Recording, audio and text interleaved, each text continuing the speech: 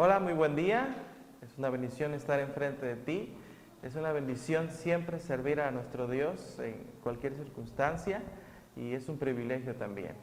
Y quiero que hoy estés conmigo aquí, quiero que pongas toda tu atención porque te voy a compartir algo que es fundamental para la vida cristiana y es la resurrección de Cristo. Y si tú quieres anotar y tú eres de los que anota, y si no eres de los que anota, por favor empieza a anotar. Quiero que le pongas ahí a tus anotaciones. Él ha resucitado, ¿sí? Todo empezó en un mediodía de un viernes, cuando crucificaron a Jesús.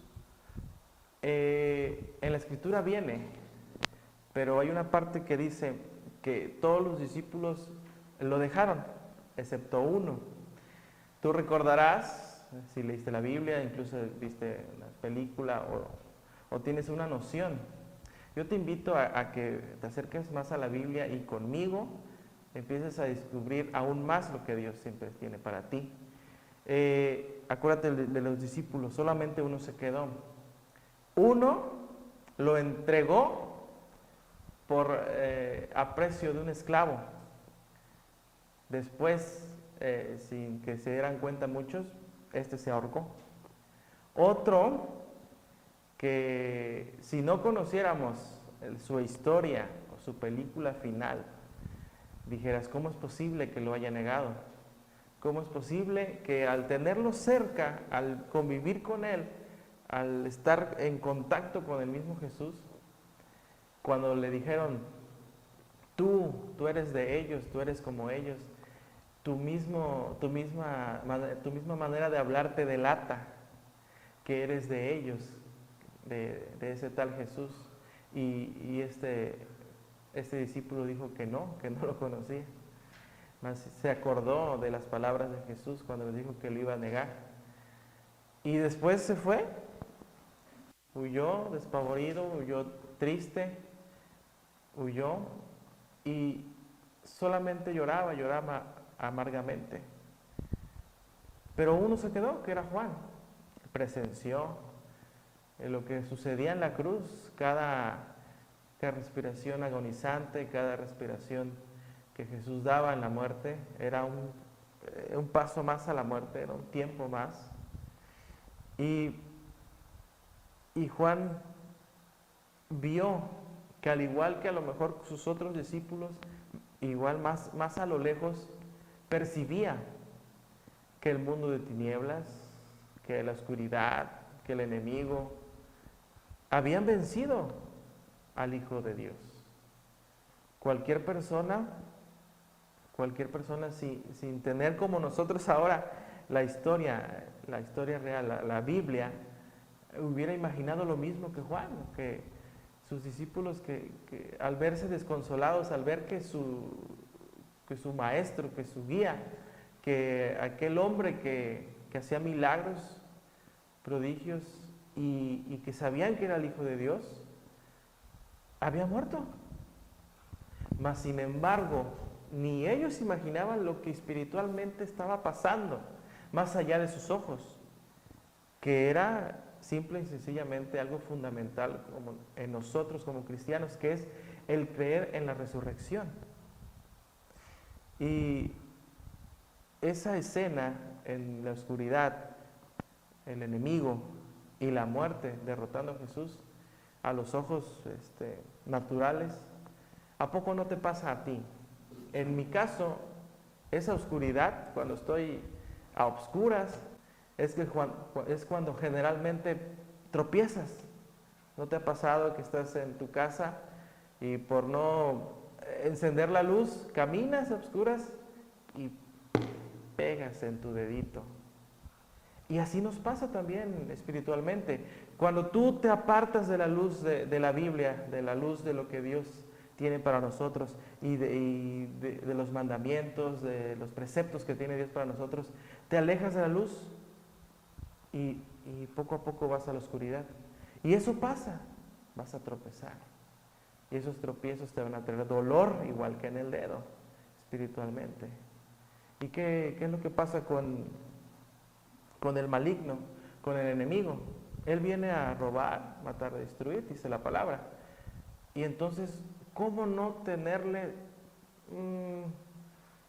no es que tengas miedo, pero sí hay que tener respeto no a Él, sino tener el respeto en ti de no caer en esas maquilaciones que Él hace, porque Él, lo más fácil que te va a decir es, te va a engañar. ¿Cómo te engaña? No pasa nada, ven para acá, mira, ven y te mostraré lo que puedes hacer. Puedes llegar a un buen puesto engañando, puedes tener dinero robando. Es decir, hace el pecado algo simple, algo que no te afecta, pero la Biblia dice que la paga del pecado es la muerte. Y Él te quiere engañar, te quiere envolver, diciéndote que no pasa nada. La muerte también es algo que la mayoría de las personas le temen. Gracias a Dios, gracias a que Dios y que Jesús ha entrado en nuestros corazones, nosotros sabemos qué es lo que pasa después de esta vida. Pero las personas que no conocen de Jesús, que no les han enseñado, que no se han acercado, porque dice la palabra que Dios quiere y quiere que nosotros vayamos con Él, pero no todos van con Él. Entonces, esas personas que no conocen de Jesús pero están pavorizadas de lo que va a pasar con su vida. Y peor aún, ¿a dónde van?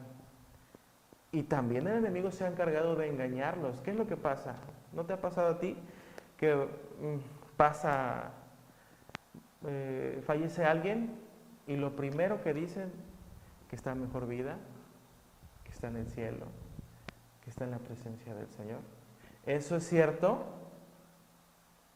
Tú y yo sabemos cuál es la verdad. Y no es por nosotros, sino es por lo que la Biblia lo dice. Y ellos viven atemorizados del saber ya no a dónde van. A veces simplemente tienen miedo de cómo morir, si su muerte va a ser lenta, su muerte va a ser inmediata. En alguna ocasión yo escuchaba a un predicador que decía, que hablaba, que exhortaba, porque el corazón del Evangelio es, sí, que Dios está para ti, que Jesús está para ti, es cierto, pero se nos olvida algo, que Jesús venía y decía, arrepiéntete de tus pecados. Esa es una clave del Evangelio, que se tienen que arrepentir. Y entonces este predicador, escuchaba yo que decía que hablaba de una persona, en este caso era una señorita, una muchacha que estaba caminando y de pronto hubo un fuego encontrado o no sé ni cómo llamarle, el chiste que hubo una balacera y ¡pum! Una bala perdida cayó en su pecho y atravesó su corazón. Cuando llegó el peritaje, dijeron que esta mujer murió instantáneamente. Es decir, no tuvo tiempo de nada. ¿Y qué es lo que va a pasar con esos hombres y mujeres que dicen, no, yo voy a disfrutar la vida, voy a hacer esto para mí, y ya cuando vaya a morirme ya me voy a arrepentir y con eso lo voy a hacer? Ah, caray, ¿en qué están basando su vida? ¿En qué están basando lo que nosotros creemos que es después de esto sigue ir a la presencia del Señor? Si están basando en eso, en arrepentirse los últimos 5 segundos de su vida, y si le pasa como esta señorita, esta muchacha que murió instantáneamente, pues simple y sencillamente sabemos a dónde va a ir su alma. Y entonces hoy yo vengo a recordarte eso, que Jesús tomó, aún así los ojos naturales vieron a la muerte vencerlo y matarlo en una cruz. Nosotros sabemos que no es así, que Él, siendo Hijo de Dios, dio su vida, derramó su sangre y con eso a nosotros nos redimió de todo. No hay nadie más que pudo haber hecho eso. Entonces, acompáñame por favor a Juan 19. Acompáñame por favor a Juan 19:31 y en lo que tú llegas ahí en tu celular, en tu Biblia, yo ya estoy llegando. 19:31 dice así: el costado de Jesús traspasado. Si tu Biblia es como la mía, va a decir lo mismo. Dice el 31: entonces los judíos, por cuanto era la preparación de la Pascua, a fin de que los cuerpos no quedasen en la cruz en el día de reposo, pues aquel día de reposo era gran solemnidad, rogando a Pilato que les quebrase las piernas, y fueron quitados de ahí. El 32 dice: vinieron pues los soldados y quebraron las piernas al primero. Acuérdate que eran 3 en ese espacio. Y asimismo al otro que había sido crucificado con él. Mas cuando llegaron a Jesús, como le vieron ya muerto, no le quebraron las piernas. Pero uno de los soldados le abrió el costado con una lanza y al instante salió sangre y agua. Y el que lo vio da testimonio y su testimonio es verdadero. Y el que sabe que dice la verdad, para que vosotros también creáis.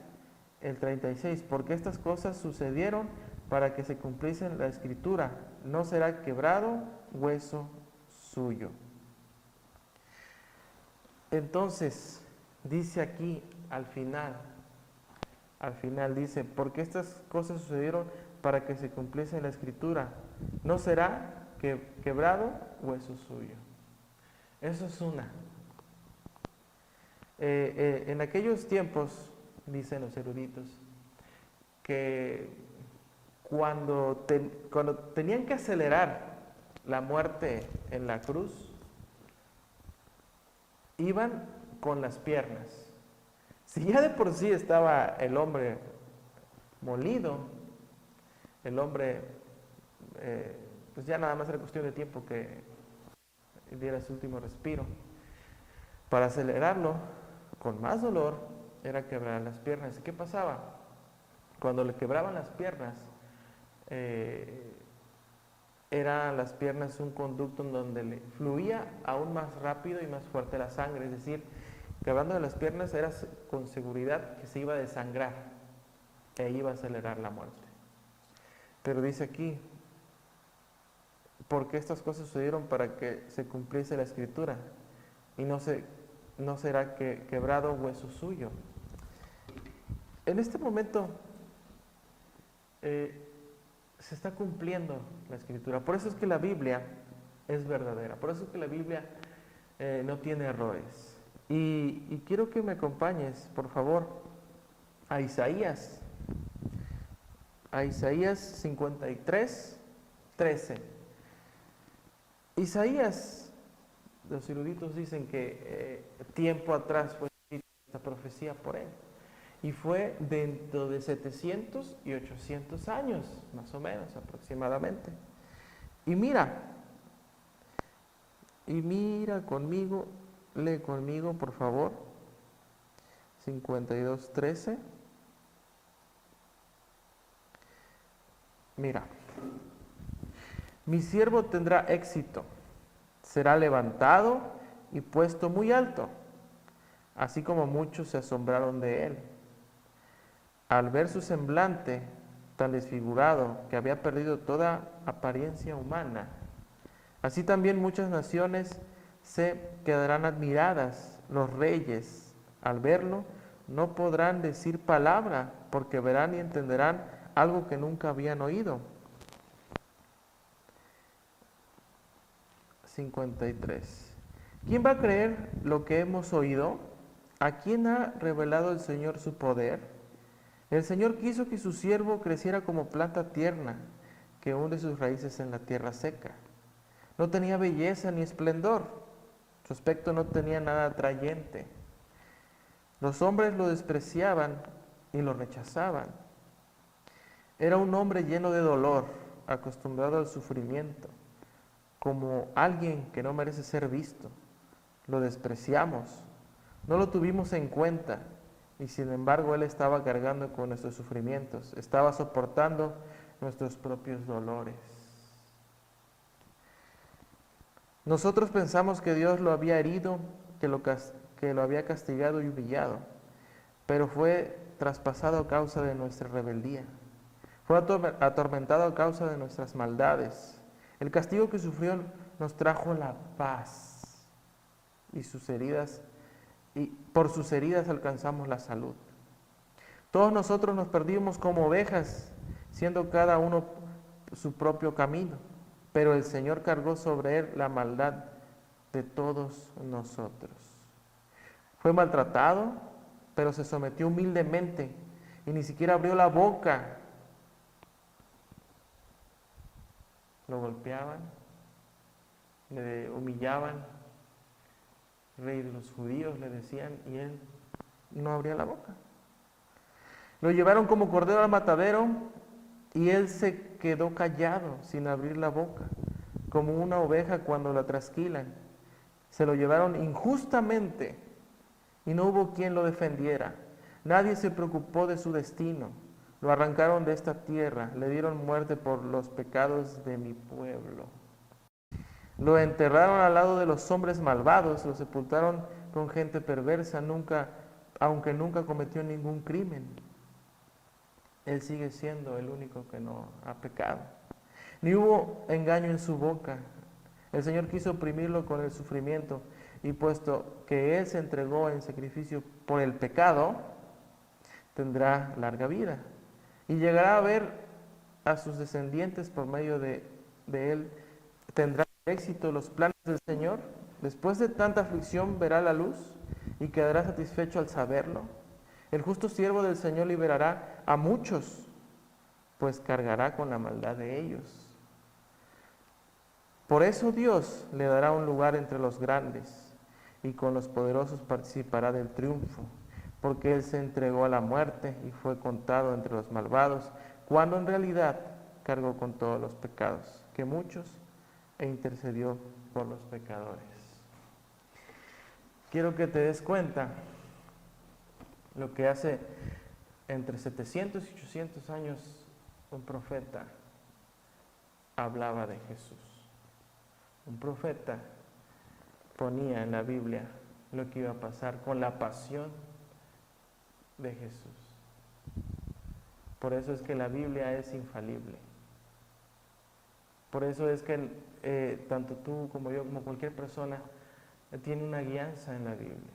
Es palabra del Señor, palabra de Dios. No hay a dónde ir. Tenemos que creer. Sabemos que nuestra salvación viene por el creer, tener fe. Y es importante y es fundamental saber que la resurrección de Jesús es algo que nos trae vida eterna. Se dice ahí que pagó por nuestros pecados, que sin Él tener por qué pagar, pero lo hizo por amor hacia nosotros, tanto el Padre como Él. Y no había otro quien pudiera entregar su vida, sino solo Él. Yo recuerdo cuando mi padre falleció, me avisaron que se había caído, fui inmediatamente al hospital, llegué antes, pregunté por él, no había llegado, salí a la carretera, aquí en el hospital, y cuando salí a la carretera pasó una ambulancia, la ambulancia entró, alcancé a mirar, conocí su ropa, y cuando llegué a donde estaba él, estaba conectado, y ya me dijeron que ya había fallecido, falleció de un paro fulminante. Y entonces, si has pasado por algo así, yo creo que concuerdas conmigo. Yo estaba aturdido, no sabía ni qué hacer, ni cómo hacer. Simplemente estaba como los que manejan, en neutral y en bajada.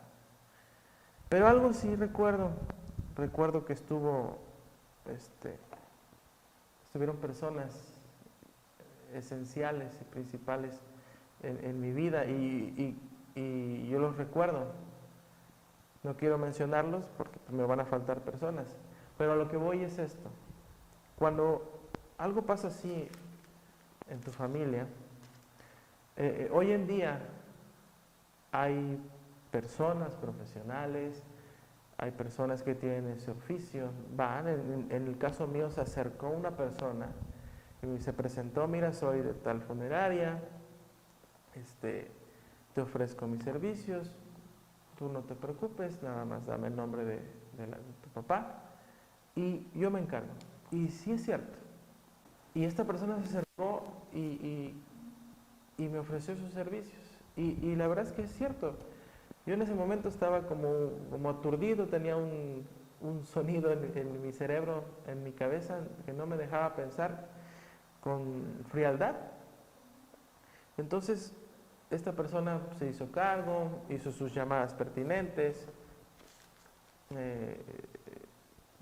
y no nada más esa persona, hubo otras personas quienes se acercaron, me llevaron a hacer los trámites, ya sea acá en la parte jurídica, en la parte también del cementerio. Entonces, realmente en estos momentos recibes apoyo que Dios manda, personas que Dios manda. Pero en aquellos momentos no fue así o no era así. La familia, los amigos, los más allegados a la persona que falleció, imagínate, ven conmigo, bajaban el cuerpo, lo llevaban a casa, lo preparaban, lo bañaban, lo limpiaban, hacían aceites con esencias fragantes, para compensar el olor del cuerpo, y más si tenía varios días. Lo preparaban, le preparaban toallas con lino, dicen algunos historiadores, los envolvían y aún así, envueltos, otra vez bañaban con esencias aromáticas el cuerpo, por lo mismo, para preservarlo de la mejor manera, hasta que llegara a su sepultura. Y entonces, hoy en día, son muy pocas las personas o las oportunidades que es que cuando fallece alguien tuyo que tú hagas eso, que después de que esté muerto, toques, lo bañes. Son muy pocas las oportunidades, pero antes no. Y entonces, en aquel momento lo tenían que hacer rápido, porque si esto pasó el viernes, para el sábado no tenían que hacer nada, porque era el famoso día de reposo. Entonces Jesús lo bajan, lo llevan, y ahí había dos discípulos escondidos, que a lo mejor tú te acuerdas que fue José de Arimatea y Nicodemo, quienes fueron a pedir el cuerpo de Jesús para tener una sepultura, a llevarlo a su tumba.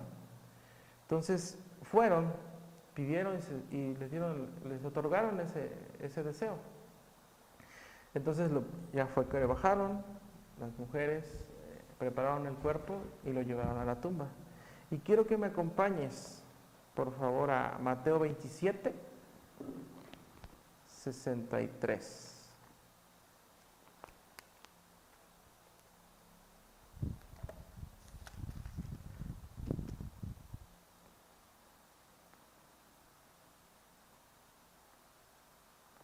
Ok, dice así, 62-63, dice, al día siguiente, que es después de la preparación, se reunieron los principales sacerdotes y los fariseos ante Pilato, diciendo, Señor, nos acordamos que aquel engañador dijo, viviendo aún, después de 3 días resucitaré. El 64 dice, manda pues que se asegure el sepulcro hasta el 3er día, no sea que vengan sus discípulos de noche y lo hurten y digan al pueblo, resucitó de entre los muertos, y será el postrer error que el primero. Entonces, estos fariseos tenían, aún así, veían a Jesús muerto, tenían ese temor de lo que Jesús había profetizado después de su muerte, que iba a resucitar al tercer día. Y fueron aún ante Pilato a pedirle el favor que pusiese aún más guardias para que, dice como aquí, que nadie de sus discípulos fuera y volviera a engañar o engañara que Jesús había resucitado. Y ellos querían asegurar eso. Pilato en su momento pues dijo, pues a mí no me interesa, pero bueno, para que ustedes se sientan bien, pues les doy esa petición. Y fueron. Y lo que pasó después de eso es algo simple y sencillamente hermoso, glorioso. Y acompáñame por favor a Lucas 24. Lucas 24.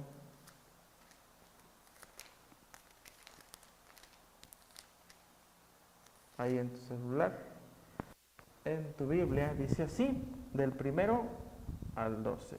El primer día de la semana, muy de mañana, vinieron al sepulcro, trajeron las especies aromáticas que habían preparado y algunas otras mujeres con ellas. Es decir, ya la habían sepultado, pero para terminar, como ya se había atravesado el sábado, el día de reposo, fueron hasta el domingo muy temprano, por eso es que iban, y iban a terminar de la preparación de lo que es el cuerpo de Jesús. Dice ahí, vinieron al sepulcro, trajeron las especies aromáticas que habían preparado y algunas otras mujeres con ellas, y hallaron removida la piedra del sepulcro, y entrando no hallaron el cuerpo del Señor Jesús. Aconteció que estando ellas perplejas por esto, he aquí que se prepararon junto a ellas dos varones con vestiduras resplandecientes, y como tuvieron temor y bajaron el rostro a la tierra, les dijeron, ¿por qué buscáis entre los muertos al que vive? No está aquí, sino que ha resucitado. Acordaos de los que habló cuando aún estaba en Galilea, el 7, diciendo, es necesario que el Hijo del Hombre sea entregado en manos de los hombres pecadores, y que sea crucificado, y resucitaré al tercer día. Entonces, imagínate, estas mujeres van y pues no encuentran la tumba vacía, se les aparecen dos ángeles del Señor y les dicen, ¿por qué buscas entre los muertos? Él está vivo. Entonces, una de ellas sale corriendo en busca de Pedro y de Juan, los encuentran, les platica, les hablan. Entonces Juan y Pedro han de haber pensado, no, pues esta mujer está loca, en primera instancia. Pero les llamó tanta la atención, yo creo que de esta mujer su relato, que decidieron mejor ir. Van a la tumba, Juan y Pedro corriendo. Juan llegó primero y encontró la tumba vacía. Y entonces Pedro llegó después y se metió. Y efectivamente estaban ahí las ropas, ¿verdad? Y entonces pensaron y se acordaron de lo que Jesús había dicho, ¿no? Que iba a morir y que iba a resucitar al tercer día. Entonces fue que creyeron. Pasando esto, regresaron y dice la palabra, ¿verdad? Que llegaba después con los discípulos y se mostraba ante ellos. Les traigo paz, decía. Se mostró ante ellos y creyeron aún más, pero faltó uno que no estaba, y este era Tomás. Acompáñame a Juan 20, del 19 al 30.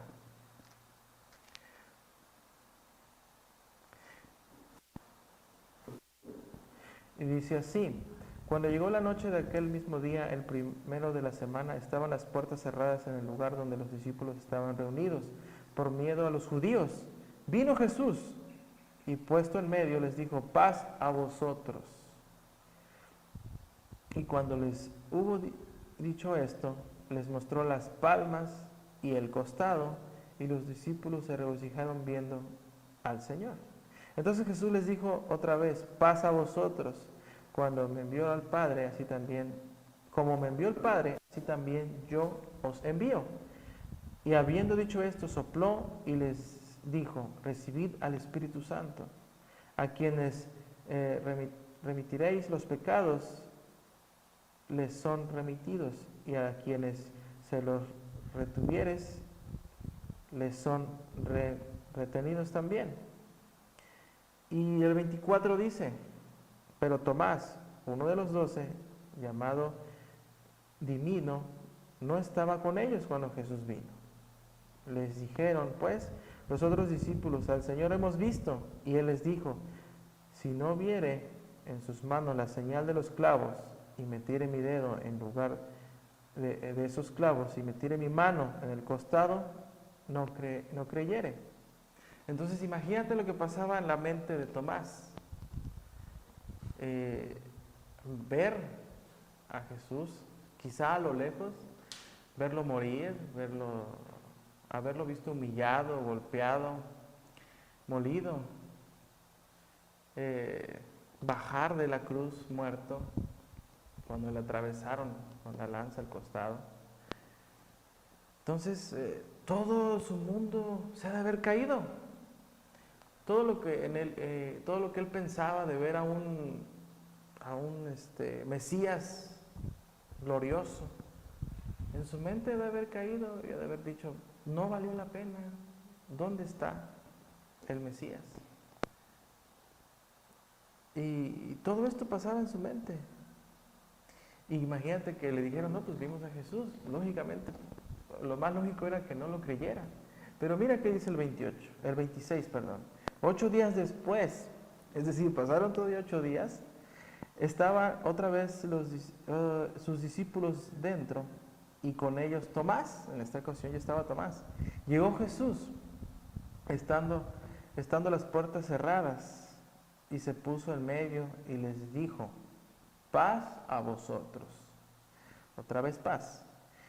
Luego dijo a Tomás, pon aquí tu dedo, mira mis manos, acerca tu mano, métela en mi costado, y no seas incrédulo, sino creyente.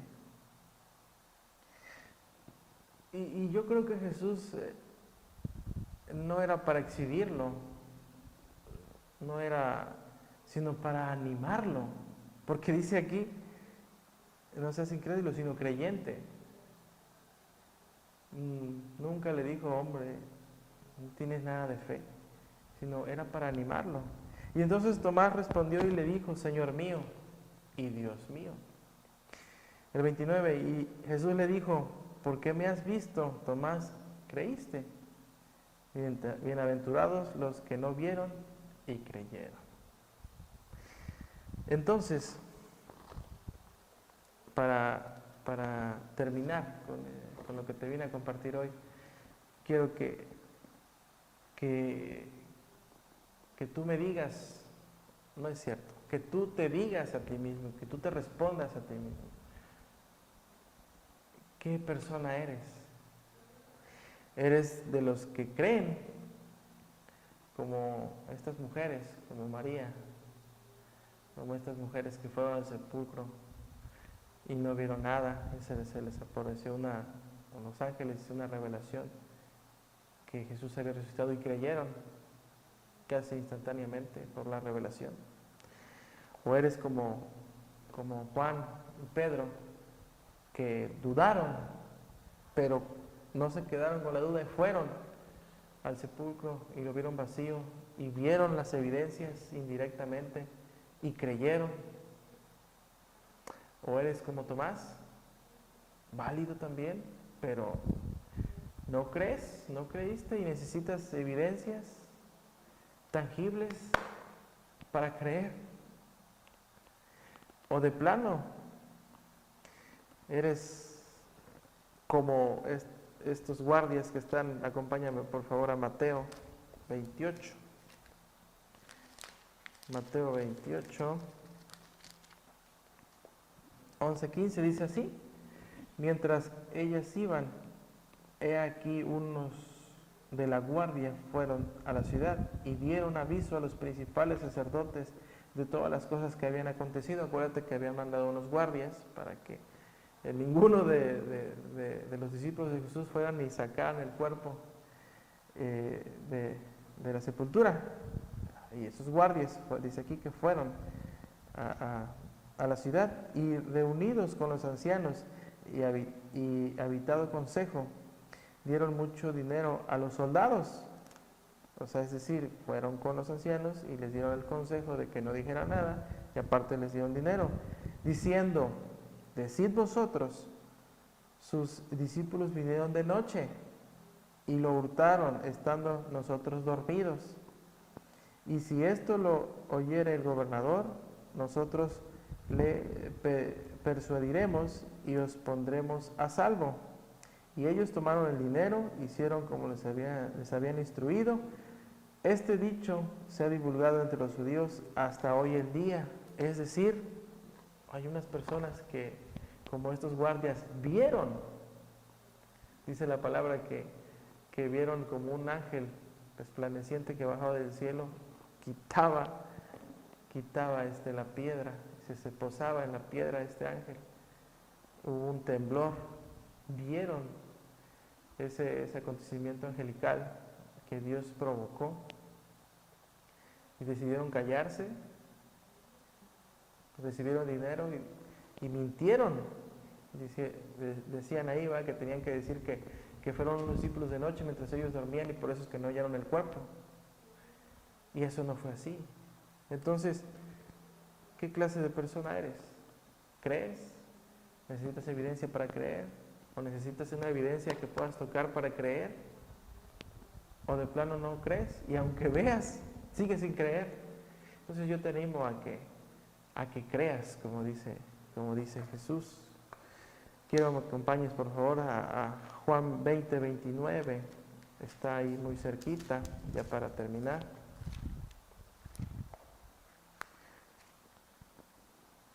Juan 20, 29.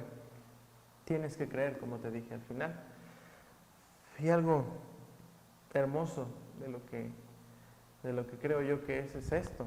Ya lo leímos, pero quiero que repitamos la lectura. Y dice así: Jesús le dijo, el 29, porque me has visto, Tomás, creíste. Pedro, Tomás, los discípulos, fuera de los 12, y los 12 vieron a Jesús resucitado y creyeron. Pero dice ahí, al final dice: bienaventurados los que no vieron y creyeron. Y esos somos nosotros. No estuvimos ahí, pero la Biblia sí lo dice y nosotros creemos. Y yo te invito y te exhorto a que creas. Nos vemos en la siguiente.